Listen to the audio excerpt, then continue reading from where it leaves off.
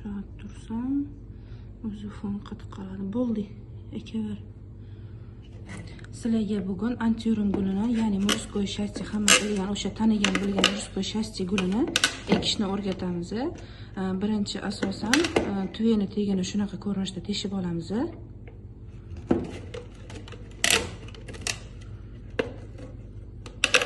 Keyin orqasini mana bir ko'rsatib berasan, qirqib tashlayman bu yerlarini.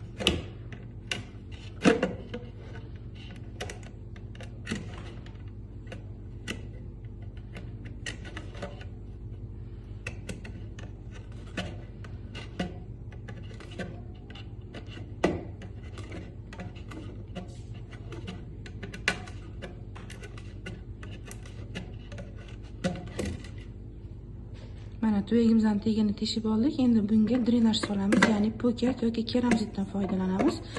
Biz esa hozir poketdan foydalanamiz.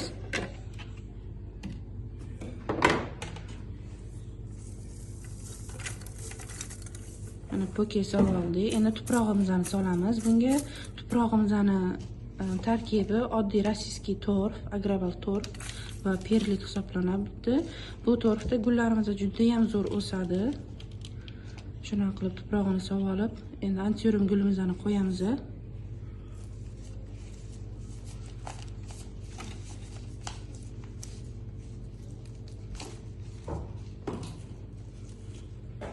Bu antirum gulimizning ildizlari juda ham chiroyli va sog'lom. Shunaqa ko'rinishda bo'ladi. Shuni qo'yib olib ekamiz.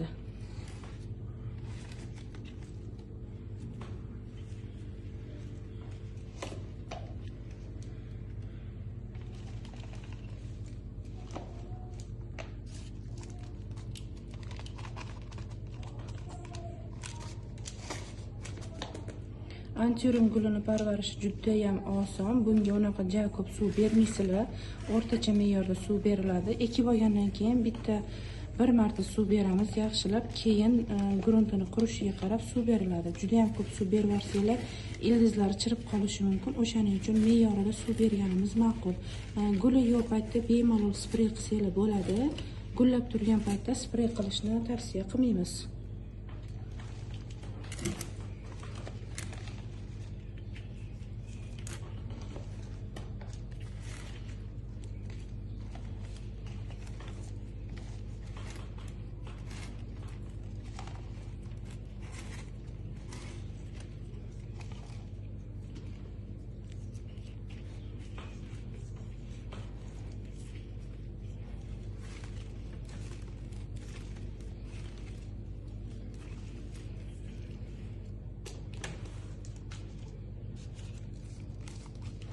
Agar kimga shunaqa chiroyli, go'zal gullar kerak bo'lsa, o'zimizda bor sotuvda, viloyatlarga pochta orqali chiqarib beramiz. O'zimizning Toshkentdagilarga Yandex orqali yoki kelib bemalol tanlab olib ketishligi mumkin.